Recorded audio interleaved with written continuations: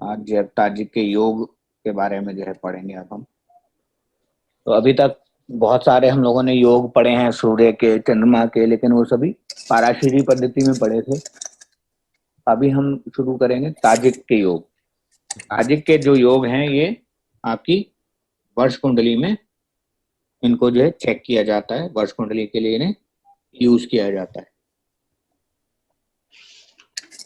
Tajik के जो योग हैं ये क्या बताते हैं कि जैसे, क्योंकि वर्ष कुंडली से रिलेटेड है पूरा जो सिस्टम है, तो इस साल किसी भी कार्य के होने के लिए या किसी भी चीज के लिए क्या कंडीशंस हैं, अच्छी कंडीशंस हैं, बुरी कंडीशंस हैं, उनके होने के चांसेस हैं, नहीं होने के चांसेस हैं, क्या चीजें हैं, उनको जो है ये आपको उससे जानकारी।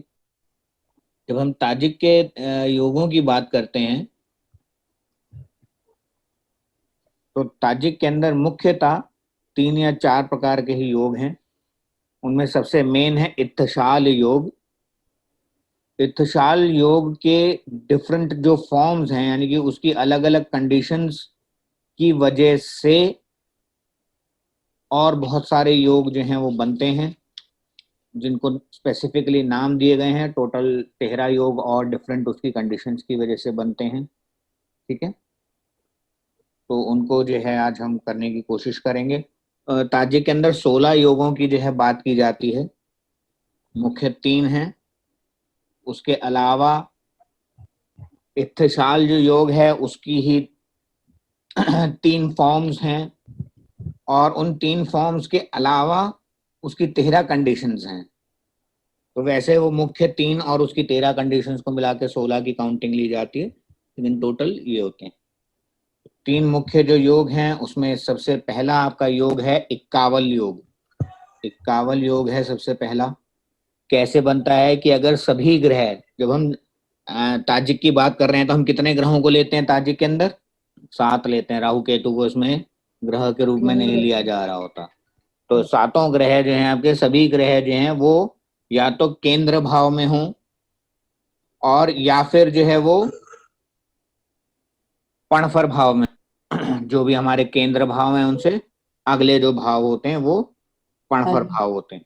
ठीक है, तो या तो वो केंद्र भावों में हो या पणफर भावों में हो, यानी कि 1 2 4 5 7 8 10 11, अगर इनमें हैं तो ये इक्कावल योग बनता है।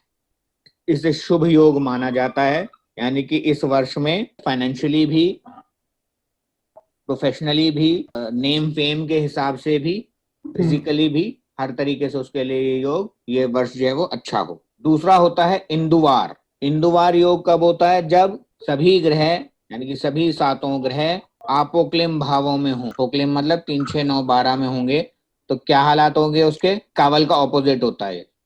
अगर सभी ग्रह जो हैं वो केंद्र या पणफर में हैं तो सभी प्रकार की सफलताएं, और अगर सभी के सभी आपोक्लिम भावों में हैं तो सभी प्रकार की गड़बड़ियां। तीसरा है इत्थशाल। ये है मिक्सचर, यानी कि कुछ अच्छाइयां होंगी कुछ बुराइयां होंगी, क्या कंडीशन है उसके हिसाब से। अब वो कंडीशंस क्या हैं, क्या वो हैं, उसके लिए हमें देखना होगा। इत्तशाल के बनने की कुछ कंडीशंस हैं, कुछ उसके नियम हैं। जब हम इत्तशाल की बात करते हैं, 2-3 इसकी कंडीशंस हैं जो इसकी पूरी होनी चाहिए। 3 कंडीशंस हैं। इत्तशाल जो योग जो बनता है वो भी ग्रहों के बीच में बनता है।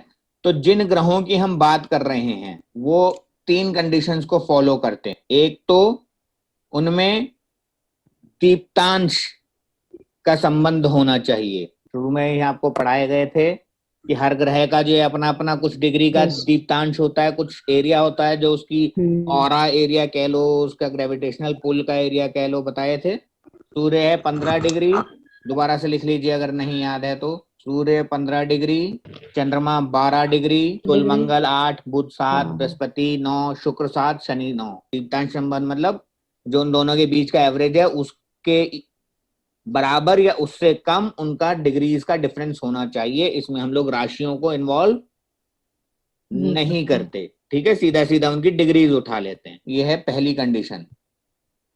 दूसरी कंडीशन इसके लिए क्या है कि दोनों में से जो मंद गति ग्रह है, यानी कि जो स्लो ग्रह है, वो आगे होना चाहिए और तीव्र ग्रह पीछे हो।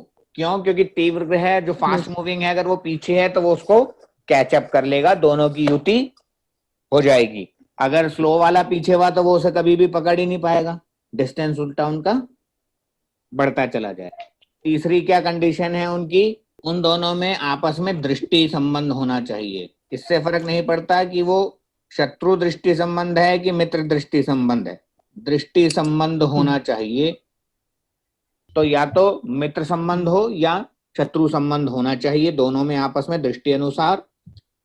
स्लो मूविंग प्लैनेट आगे हो, फास्ट मूविंग वाला पीछे हो, और दोनों के बीच का जो डिफरेंस है वो दीप्तांश संबंध के एवरेज में आता हो। और जिन हम ग्रहों की बात कर रहे हैं वो ग्रह कौन कौन से होने चाहिए? एक ग्रह तो उनमें से होना चाहिए कार्येश। कार्येश मतलब जिस काम के लिए हम चेकिंग कर रहे हैं तो उस काम से रिलेटेड जो कारक है वो ग्रह है उसका। संतान की बात कर रहे हैं तो गुरु, और दूसरा है लग्नेश। अगर कार्येश और लग्नेश के बीच में ये तीनों नीचे वाली कंडीशंस फुलफिल हो तो इसे हम क्या कहते हैं? ये इत्तिसाल योग बन गया। अब इत्तिसाल योग की कुछ फॉर्म्स हैं, कुछ टाइप्स हैं इसकी, उसकी बात करते हैं। तो इसमें सबसे पहला होता है वर्तमान। वर्तमान इत्तिसाल योग वो है जो आपको पहले जो कंडीशंस बताई हैं वो एज इट इज पूरी हो रही हो। यानी कि किसी की आपने जो है वर्ष कुंडली बनाई और उसमें आपने क्या देखा कि लग्नेश और जिस कार्य के लिए आप बात कर रहे हैं उन दोनों के बीच में संबंध बन रहा है, मित्र या शत्रु संबंध है उनके बीच में। उन दोनों में से जो भी स्लो मूविंग है, मान लीजिए एक जो है सूर्य है और एक शनि है, तो उसमें स्लो मूविंग कौन होगा? शनि, ऑब्वियसली। ठीक, इर्रेस्पेक्टिव कि कौन लग्नेश है कौन कार्येश है उससे फर्क नहीं है, लेकिन जो भी स्लो मूविंग हो, चाहे लग्नेश चाहे कार्येश, वो आगे हो और फास्ट मूविंग वाला पीछे हो। और उन दोनों के बीच में डिग्रीज का जो डिफरेंस है वो उनके दीप्तांश एवरेज के बराबर या उससे कम। अगर ऐसा है तो वो क्या होगा? वर्तमान इत्तिसाल योग बनेगा। वर्तमान इत्तिसाल योग मतलब इस समय वो योग बना हुआ है। सफलता असफलता, अच्छी हैं बुरी हैं, वो ग्रहों के ऊपर डिपेंडेंसीज आएंगी, लेकिन उस काम के रिलेशन का, उस काम के बारे में बात होने का, उसके ऊपर एक्शन होने का समय चल रहा है। अब ऐसे में अगर जो दृष्टि है वो शुभ दृष्टि, मित्र दृष्टियां हैं, लग्नेश और कार्येश जो अच्छी पोजीशन में, अच्छी पोजीशन मतलब उच्च क्षेत्रीय मित्र में वगैरह हूँ, उनका नवांश जो है वो अच्छा है, शुभ भावों में है, ऐसी अगर अच्छी कंडीशंस में है तो रिजल्ट अच्छा होगा। और अगर वो बैड कंडीशंस में है तो काम होगा लेकिन उसका रिजल्ट इफेक्ट क्या होगा? बुरा होगा। किसी ने अपने करियर से रिलेटेड चीज पूछी, वर्तमान इत्तिसाल योग बना हुआ है, यानी कि करियर से रिलेटेड जो भी उसका बिजनेस या जॉब जो भी चीज देखी जा रही है वो होगा, लेकिन उसमें उसे सफलता मिलेगी नहीं मिलेगी वो, यानी कि उसका बिजनेस तो स्टार्ट होगा, अगर शुभ कंडीशंस हैं तो उसका बिजनेस चल पड़ेगा, अगर अशुभ कंडीशंस हैं तो बिजनेस फेल हो जाएगा और उसे नुकसान हो। दूसरी इसकी कंडीशन होती है पूर्ण इत्तिसाल योग, कि जब ग्रहों का जो डिफरेंस है, उन दोनों के बीच की जो दूरी है वो 1 डिग्री से भी कम हो। यानी फास्ट वाला आगे नहीं होना चाहिए, ऑब्वियस सी बात है, लेकिन उसके जस्ट पीछे हो या बिल्कुल उसके इक्वल पे खड़ा हो। प्रबल स्थितियां बनी हुई हैं। कुंडली बनाई आपने किसी की वर्ष कुंडली और उसमें वर्तमान इत्तिसाल की जगह पूर्ण इत्तिसाल की कंडीशन है, तो यानी कि now is the time to act. वर्तमान इत्तिसाल योग क्या है? कोई कह रहा है जी मुझे बिजनेस करना है, क्या करूं? कि जी हाँ जी बिल्कुल आपके योग बने हुए, तैयारी करो। पूर्ण इत्तिसाल मतलब शुरू करो। अगेन अच्छा बुरा वो ग्रहों की कंडीशंस के ऊपर, दृष्टि संबंधों के ऊपर डिपेंड करेगा, तो वो आपको चेकअप्स करने होंगे। तीसरी इसकी कंडीशन है भविष्यत इत्तिसाल योग, जैसा कि नाम है भविष्य में बनेगा। यानी कि अभी मैंने आज किसी ने वर्ष कुंडली बनवाई, आज तो नहीं है लेकिन विद इन दिस ईयर, क्योंकि ग्रह तो कंटिन्यूसली मूव कर रहे हैं, तो अगले कुछ महीनों में, but within this year इत्तिसाल वाली जो तीनों कंडीशंस हैं वो पूरी हो जाएंगी। यानी कि दोनों में दृष्टि संबंध तो है, जो फास्ट मूविंग है वो पीछे है, स्लो मूविंग वाला आगे है, लेकिन अभी वो एवरेज के अंदर नहीं आए हैं। जो दीप्तांश एवरेज है उसके अंदर वो भी नहीं आए हैं, लेकिन अगले कुछ महीनों में फास्ट मूविंग वाला चल के उस एवरेज के अंदर आ जाएगा। ठीक है, तो कोई आपके पास आया कि जी मैं सोच रहा हूं ये बिजनेस डाल लूं, तो आप उसे चेक करें। अगर आपको उसमें भविष्य इत्तिसाल योग दिखाई देता है विद इन दिस ईयर, तो यू कैन गिव अ गो, कि बिल्कुल ठीक सोच रहे हो, उसके ऊपर अपना सोच विचार, अपनी तैयारी, कैलकुलेशंस करनी शुरू कर दो, समय आपका इसके लिए सही आने वाला है। भविष्यत की ही एक और फॉर्म होती है, उसको सेपरेट ले सकते हो, नहीं तो इसी के ही तरीके से ले सकते हो, अभी भविष्यत का ही एक तरीका रूप है ये भी। ठीक है, इसको हम कहते हैं राश्यांत या राश्याति। इसमें अंतर सिर्फ ये होता है कि राशि के में चेंज होने की वजह से ये बनेगा। यानी कि मान लीजिए अगर हम किन्हीं दो ग्रहों की, सूर्य और शनि की बात कर रहे थे, तो सूर्य जो है वो क्या है 15 डिग्री और शनि क्या है 9 डिग्री। एवरेज क्या हुआ उनका 12 डिग्री का एवरेज हो गया। ठीक है, अब मान लीजिए शनि आगे है सूर्य पीछे है, राइट, लेकिन अभी 12 डिग्री के अंतर पे नहीं है दोनों, तो ऐसे में ये कहलाता है भविष्यत। लेकिन मान लीजिए सूर्य जो है किस अलग राशि में है, शनि अलग राशि में है, इस तरीके से कि सूर्य जो है वो कभी चेंजिंग कर रहा है, यानी कि मान लीजिए वो कहीं 28-29 डिग्री पर है और शनि कहीं मिडल में है किसी राशि में, और उन दोनों में 12 का डिफरेंस नहीं आ रहा। लेकिन जैसे ही सूर्य राशि परिवर्तन करेगा तो वो 29 से 30 डिग्री होकर अचानक से क्या बनेगा 1 डिग्री। तो वैसे देखने में आपको क्या लग रहा था कि भाई सूर्य जो है वो 29 डिग्री पर है, शनि जो है मान लीजिए से 11 डिग्री पर है, तो दोनों के बीच में दीप्तांश डिफरेंस नहीं बन रहा। ठीक है, कहने के लिए आप कहोगे कि वो 12 पे है और वो जो है 29 पे है, तो ये तो सूर्य आगे हो गया 29 डिग्री होने पर। लेकिन जैसे ही वो राशि परिवर्तन करेगा 30 डिग्री पूरी करेगा जैसे ही, तो वो अचानक से कहाँ जाएगा एक पे, ठीक उसके पीछे 1 डिग्री पे या आधी डिग्री पे, और उनका दीप्तांश डिफरेंस भी एवरेज में आ जाएगा, क्योंकि शनि 12 पे है और वो आधा डिग्री 1 डिग्री हो जाएगा, तो 12 से कम हो जाएगा। कि दिखने में हमें ऐसा लग रहा है कि जैसे वो मंद और शीघ्र वाली कंडीशन उसको भी पूरा नहीं कर रहे, लेकिन वो राशि के स्टार्टिंग या एंड में होने वाली पोजीशन पे खड़े हुए हैं, तो राशि बदलते ही वो कंडीशन भी फुलफिल हो जाएगी और दोनों का जो दीप्तांश एवरेज है वो भी क्लियर हो जाएगा। तो अगर ऐसी कंडीशन वाला भविष्यत है तो वो राश्यादि राश्यांत कहलाता है। ये भी सिमिलर वही है कि आपको आइडिया आया है, समय आ रहा है। ठीक है, कुछ मेजर चेंजेस होंगे जिसकी वजह से आपके लिए वो कंडीशंस बन जाएंगी। अब बात करते हैं बाकी के 13 योगों की। इनको अलग अलग नाम दे दिए गए हैं इत्तेशाल की अलग अलग कंडीशंस की वजह से। इनमें से कुछ शुभ कंडीशंस हैं, कुछ अशुभ कंडीशन। तो इत्तेशाल योग की ग्रेडिंग कर दी गई। सबसे पहला है इसराफ, वैसे अगर गिनती में बात करें तो वो चौथा हो गया। तो इसराफ योग के अंदर जैसे हमने बात की थी कि जो हमारा पूर्ण इत्तेशाल है, कि जो फास्ट मूविंग प्लैनेट है वो स्लो मूविंग से पीछे लेकिन जस्ट 1 डिग्री के अंदर था या बिल्कुल उसकी युति कंडीशन पे था। अब जैसे ही युति क्रॉस करेगा फास्ट मूविंग प्लैनेट, वो और वो स्लो मूविंग को क्रॉस करके आगे निकल जाए, लेकिन अभी आगे की तरफ 1 डिग्री के अंतर में रह जाए, तो ये इसराफ योग बनता है। इसराफ योग जो है वो कार्य नाशक के रूप में जो है इसको माना जाता है, यानी कि उसका वो काम होगा और होते ही कुछ समय के अंदर अंदर उसे जल्दी ही वो काम उसका डिस्ट्रॉय हो जाएगा। बिजनेस है तो धंधा चौपट हो जाएगा, नौकरी की बात है तो नौकरी छूट जाएगी। इससे अगला है नक्त योग। जब इत्तेशाल योग किसी तीसरे की मदद से बने, कार्य और लग्नेश के बीच में डायरेक्ट इत्तेशाल तो है नहीं, लेकिन उन दोनों के बीच में कोई ऐसा ग्रह है जो उन दोनों से इत्तेशाल कर ले। अभी हम शनि और सूर्य की बात कर रहे थे। मान लीजिए शनि जो है वो दोनों के बीच का डिफरेंस 14 डिग्री, दीप्तांश का इफेक्ट नहीं बन पाया, दृष्टि संबंध हो सकता है हो सकता है ना हो, लेकिन फास्ट मूविंग वाला स्लो के पीछे है। बीच में दोनों के बीच में मान लीजिए चंद्रमा आ जाए इस तरीके से कि वो जो सूर्य है उसके साथ इत्तेशाल कर ले, या किसी ऐसी डिग्री पे आ जाए कि वो शनि से भी उसका इत्तेशाल बन जाए और सूर्य से भी बन जाए, दीप्तांश का एवरेजिंग कवर हो गई। तो उसमें क्या, इसको क्या कहते हैं कि उसने सूर्य से इंपैक्ट लिया और शनि को आगे पास ऑन कर दिया, दोनों से संबंध बना लिया, यानी कि दो पार्टियों के बीच में किसी तीसरे के मिलाने की वजह से बिजनेस पार्टनरशिप हो गई। आपको नौकरी मिलाई, किसने दिलाई? वो नौकरी वाले, जो नौकरी पे लगवाने वाली जो एजेंसी है उसने आपको नौकरी दिलवाई, या किसी दोस्त ने बताया उसने आपको नौकरी दिलवाई। समझ में आया? यानी कि कारेश और लग्नेश के बीच में डायरेक्ट इत्तेशाल नहीं है, लेकिन किसी तीसरे ग्रह की इन्वॉल्वमेंट की वजह से इत्तेशाल टू इत्तेशाल है। नक्त में और यमिया में क्या है? नक्त में क्या है कि जो तीसरा जो ग्रह जो एंटर कर रहा था वो क्या है, फास्ट मूविंग होना चाहिए। यमिया योग में क्या है, वो स्लो मूविंग है, दोनों से फास्ट मांगता है। और यमिया में क्या है, दोनों से स्लो होना है। यानी कि अगर शनि और सूर्य वाली जैसे हम बात कर रहे हैं अभी, तो इसमें यमिया योग कभी नहीं बन सकता, क्योंकि शनि से स्लो कोई हो सकता है क्या? और अगर कार्येश और लग्नेश में से कोई भी एक अगर चंद्रमा है तो क्या नक्ति योग हो सकेगा? नहीं, क्योंकि चंद्रमा से फास्ट कोई नहीं हो सकता। तो ये दोनों ही कंडीशंस में कार्य होगा। इसके बाद आता है मणउ योग। इत्तेशाल योग बन रहा है कार्येश और लग्नेश के बीच में, लेकिन इनके बीच में मंगल या शनि मौजूद हों, जो तीव्र ग्रह है उसके साथ वो दृष्टि संबंध या शत्रु दृष्टि संबंध बना रहे हों। शत्रु दृष्टि कौन सी हो? 1 4 7 दृष्टि हो, और जो स्लो मूविंग प्लैनेट है उसके साथ दीप्तांश संबंध बना रहे हो। इसमें 3 कंडीशन है। इसको इत्तिशाल भंग भी बोलते हैं।